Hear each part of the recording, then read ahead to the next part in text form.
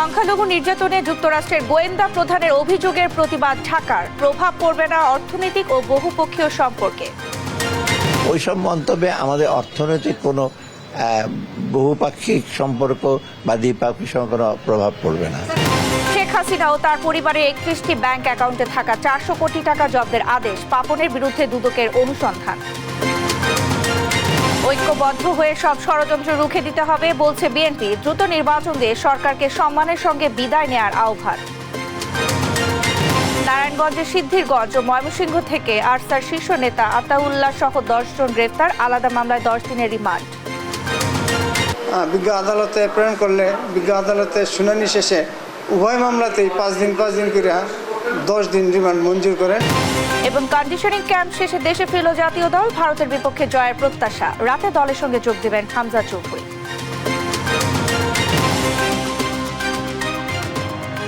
আমন্ত্রণ সংবাদ রাতে, দেখছিলেন সংবাদ শিরোনাম, সঙ্গে আছি আমি শারমিন নাসি। এবারে থাকছে বিস্তারিত। শেখ হাসিনা সহ তার পরিবারের সংশ্লিষ্ট 31টি অ্যাকাউন্টে থাকা আরও প্রায় 400 কোটি টাকা জব্দের আদেশ দিয়েছে আদালত। এ নিয়ে সপ্তাহ ব্যবধানে পরিবারটির ব্যাংকে থাকা হাজার কোটি টাকা জব্দ করল দুদক।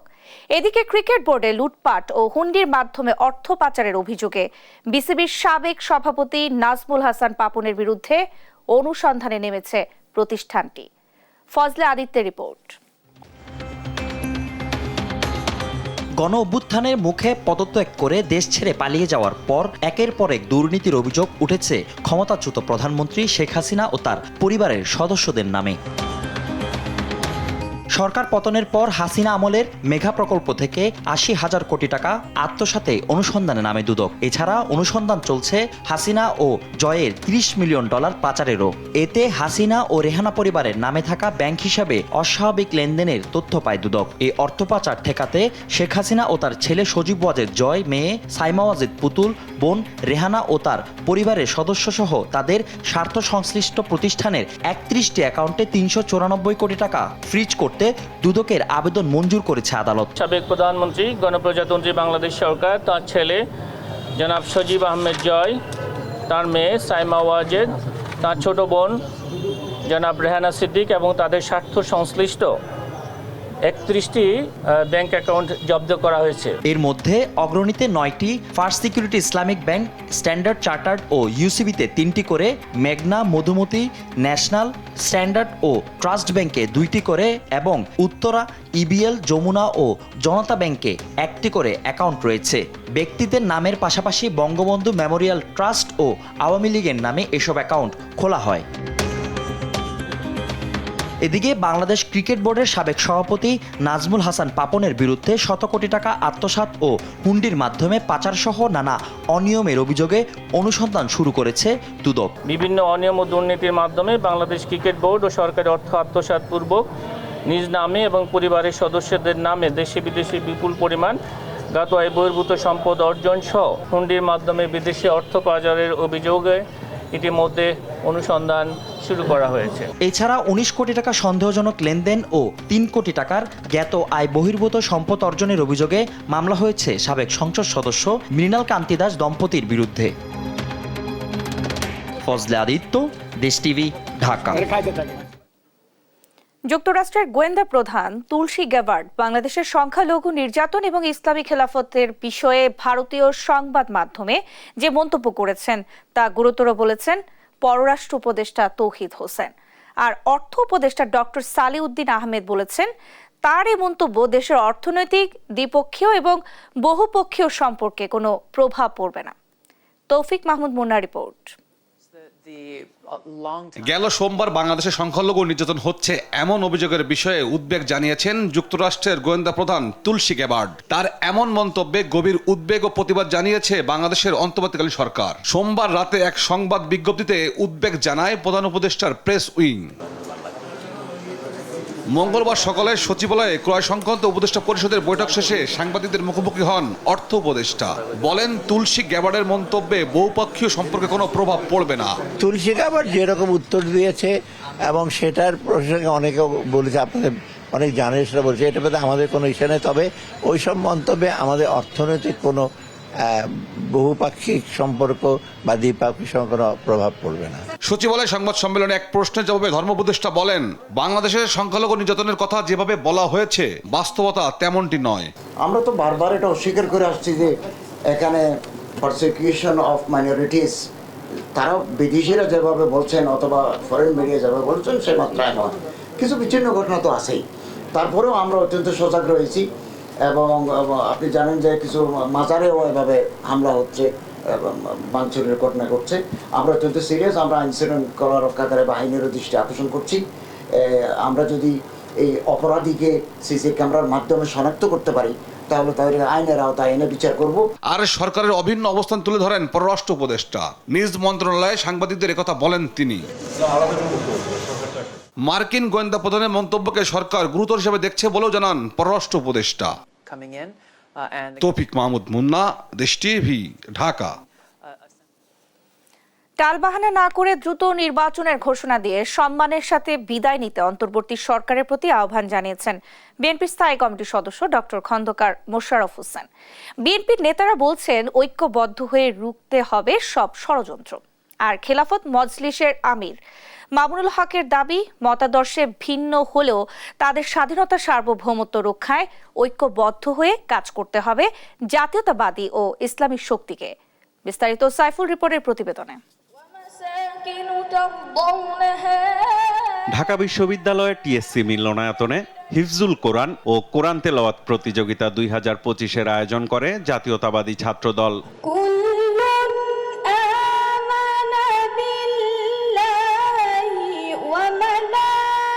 প্রতিযোগিতা শেষে আলোচনায় বিএনপি নেতারা বলেন, দেশের বিরুদ্ধে এখনো ষড়যন্ত্র চলছে, ঐক্যবদ্ধভাবে তা মোকাবেলা করতে হবে। এই ষড়যন্ত্রের বিরুদ্ধে ঐক্যবদ্ধ হতে হবে।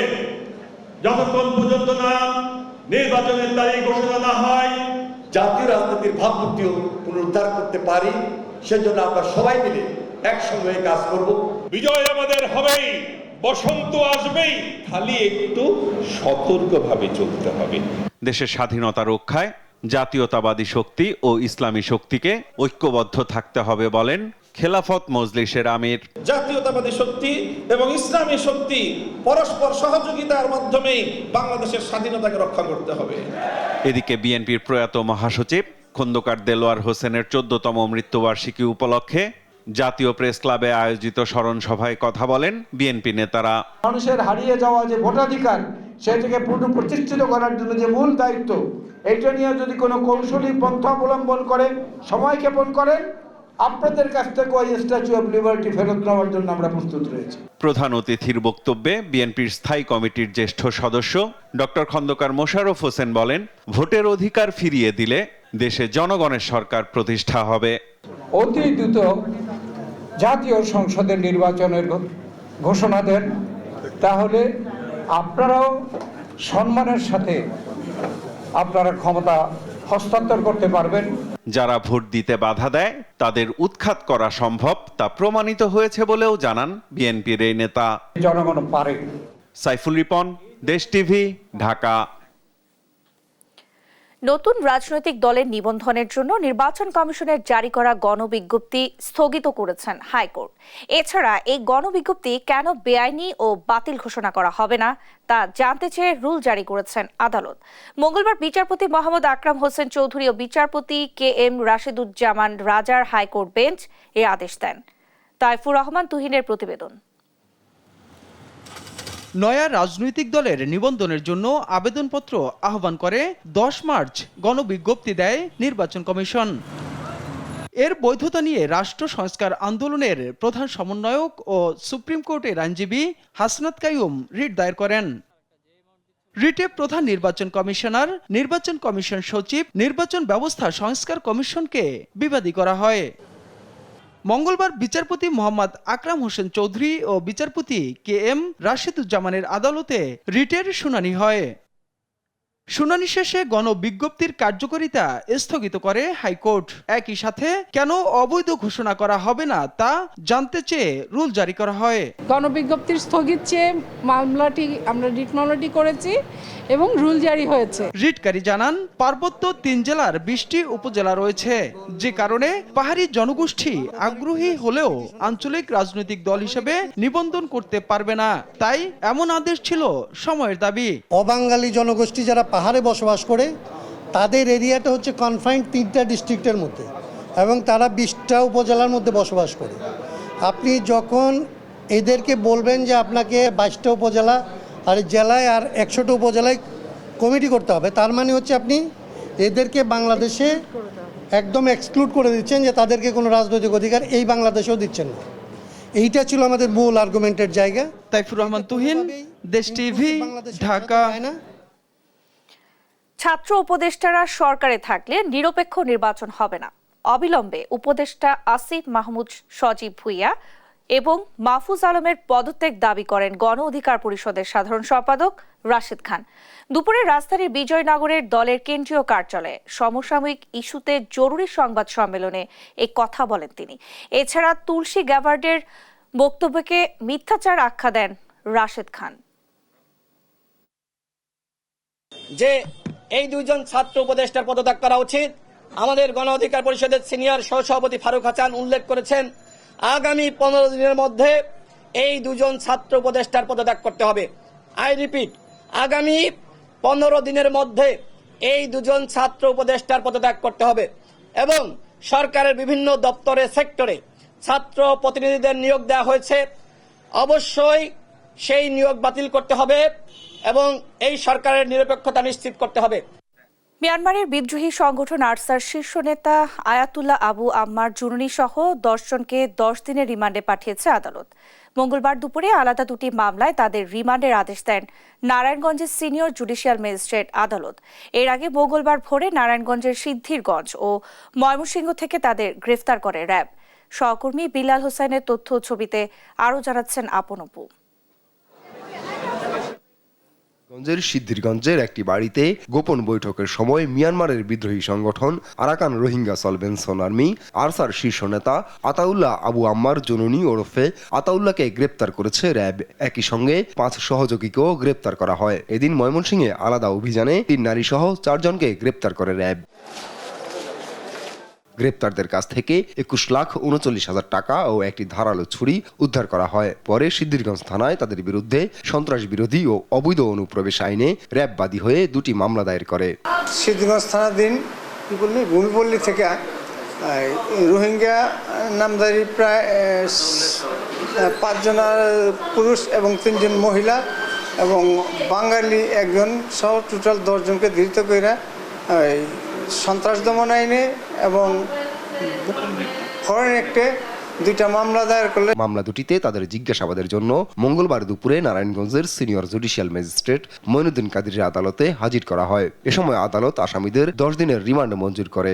তাদের আগমন এবং অবস্থান সম্পর্কে জিজ্ঞাসাবাদের নিমিত্তে 10 দিনের রিমান্ড আবেদন করিয়া বিজ্ঞ আদালতে প্রেরণ করলে বিজ্ঞ আদালতে শুনানি শেষে উভয় মামলাতেই 5 দিন করিয়া 10 দিন রিমান্ড মঞ্জুর করেন। পুলিশ জানায় আতাউল্লাহর বিরুদ্ধে ইতোমধ্যে একাধিক মামলা হয়েছে, সেগুলো যাচাই বাছাই চলছে। নিউজ ডেস্ক, দেশ টিভি। ঈদ কেনাকাটায় ব্যস্ত রাজধানীবাসী। মার্কেট শপিং মলে ভিড় করছে সব বয়সী মানুষ। এ বিষয়ে জানাতে সরাসরি যুক্ত হচ্ছেন সহকর্মী তন্দ্রা তারুণ্য। তন্দ্রা, কেমন চলছে বেচাকেনা? দাম নিয়ে কি বলছেন ক্রেতা বিক্রেতারা? বিস্তারিত জানাবেন।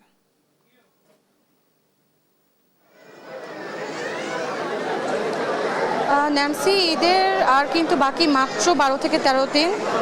ঈদের বাকি মাত্র 12 থেকে 13 দিন এবং এখন থেকে দেখা যাচ্ছে যে বাজারে ঈদ বাজার কিন্তু অনেক বেশি জমজমাট হয়ে গিয়েছে। ঈদ কেনাকাটা করতে কিন্তু ইফতারের পর থেকেই অনেক বেশি ক্রেতা সমাগম দেখা গিয়েছে বিভিন্ন বিপণী বিতানগুলোতে।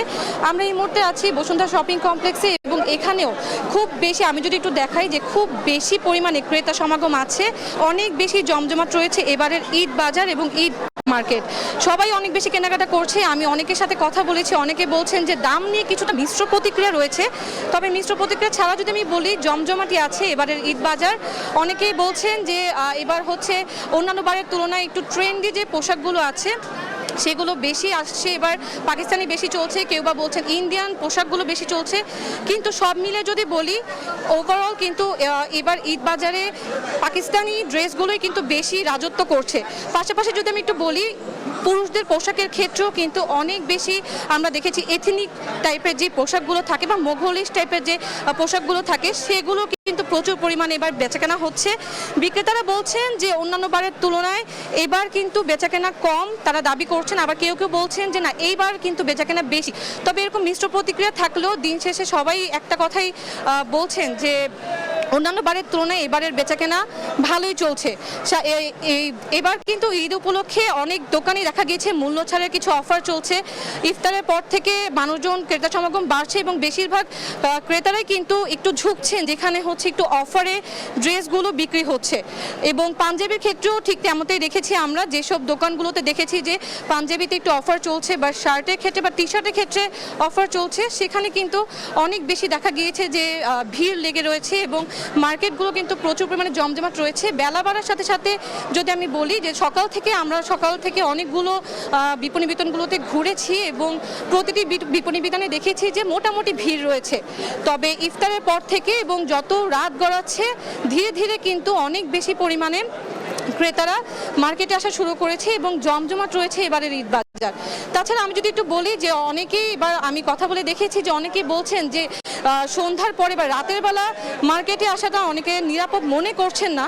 কিন্তু তারপরও দেখেছি যে 12 বা 13 রোজার যতটুকু ভিড় ছিল তার তুলনায় কিন্তু 17 রোজার পর থেকে অর্থাৎ আজকে থেকে কিন্তু ভিড় আরও বেশি বেড়েছে এবং বিক্রেতারাও বলছেন যে ধীরে ধীরে এই ভিড় আরও বাড়বে, এমনটাই তাদের আশা।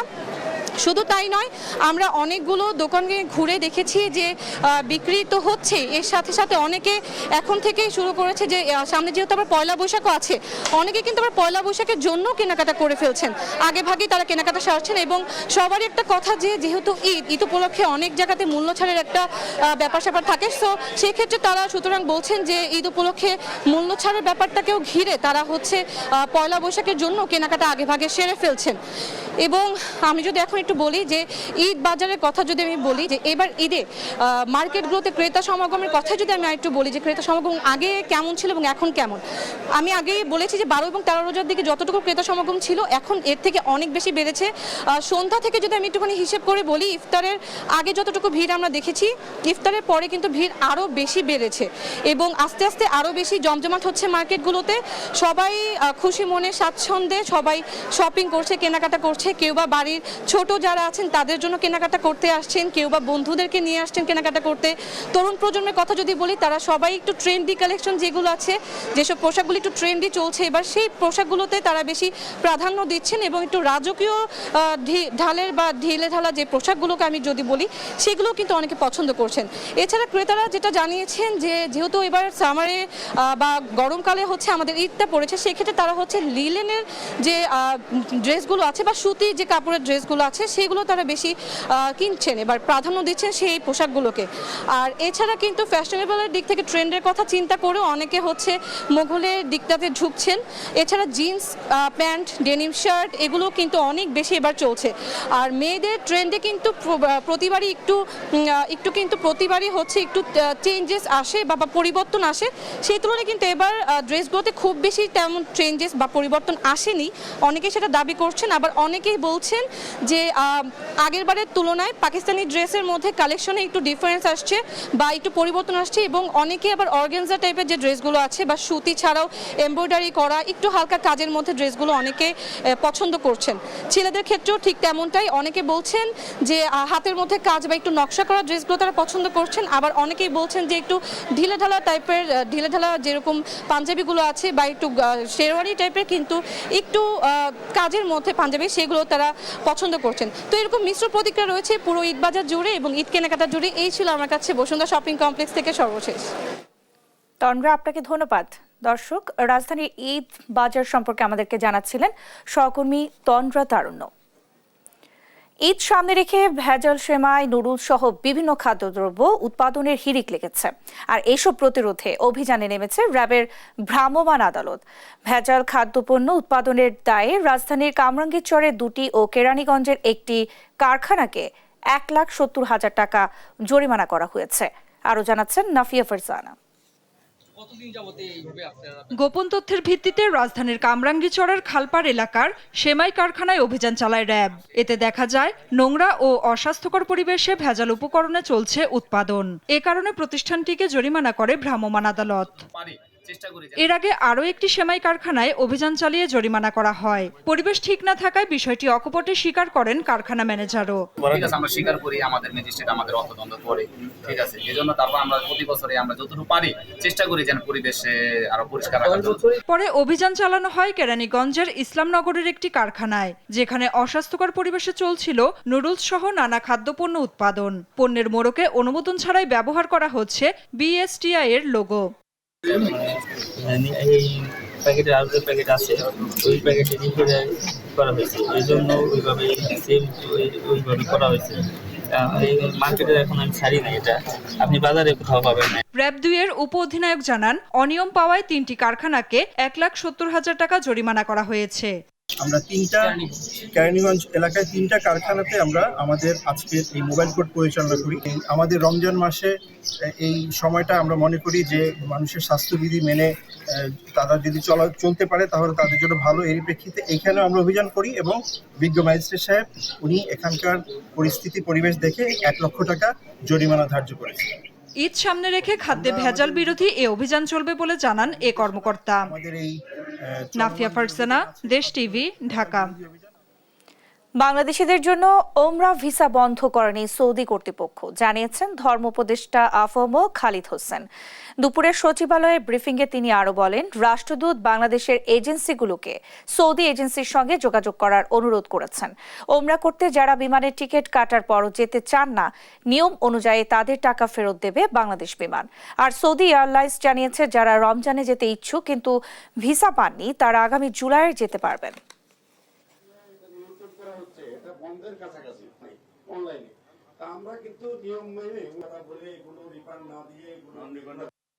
প্রকৃতপক্ষে বাংলাদেশিদের জন্য ওমরা ভিসা বন্ধ করা হয়নি মর্মে সৌদি রাষ্ট্রদূত আমার সচিব মহোদয়কে নিশ্চিত করেছেন। সৌদি এয়ারলাইন্সের সাথে আলোচনা করা হয়েছে। বিমান বাংলাদেশ এয়ারলাইন্স জানিয়েছে, টিকিট সংগ্রহকারী যাত্রী ভ্রমণে অনিচ্ছুক হলে বিধি মোতাবেক তার টাকা ফেরত প্রদান করা হচ্ছে। ভারত সব প্রতিবেশী দেশের সীমান্ত উচ্ছেদ করে রাম রাজত্ব প্রতিষ্ঠা করতে চায় বলে মন্তব্য করেছেন ইনকিলাব মঞ্চের মুখপাত্র শরীফ ওসমান হাদি। মঙ্গলবার বিকেলে ভারতের উগ্র সাম্প্রদায়িকতা ও সংখ্যালঘু নির্যাতনের বিরুদ্ধে রাজু ভাস্কর্যে এক মানববন্ধনে এই কথা বলেন তিনি। একটি শ্রেণী ধর্ষণ মব বাস্তবায়ন করে জাতিসংঘ মহাসচিবের কাছে বাংলাদেশকে ধর্ষকের রাষ্ট্র হিসেবে উপস্থাপন করতে চেয়েছিল বলে অভিযোগ করেন তিনি। মুখপাত্র আরও বলেন, যারা ইনিয়ে বিনিয়ে ভারতের সংখ্যালঘু নির্যাতনকে বৈধতা দিতে চায় তারাও দিল্লির দোসর। এ সময় তুলসী গ্যাভার্ডের বক্তব্যের নিন্দা প্রকাশ করায় সরকারকে ধন্যবাদ জানায় ইনকিলাব মঞ্চ। এই ইনক্লুসিভ বাংলাদেশের প্রশ্নে কোন ধরনের বিচার ছাড়াই শাহবাগের সাথে রিকনসিলিয়েশন করতে বলে তাদেরকে আউট এন্ড আউট দিল্লির দোসর বলে ঘোষণা করছি। আমরা সেই হিন্দুত্ববাদীদের কথা বলি যারা ভারতের চতুর্পাশে প্রত্যেকটা স্বাধীন রাষ্ট্রের সীমান্ত তুলে দিয়ে একটা রাম রাজত্ব প্রতিষ্ঠা করতে চায়। বাংলাদেশকে স্থিতিশীল থাকতে হলে ভারতের 20 কোটি মুসলমানকে শান্তিতে থাকতে দিতে হবে।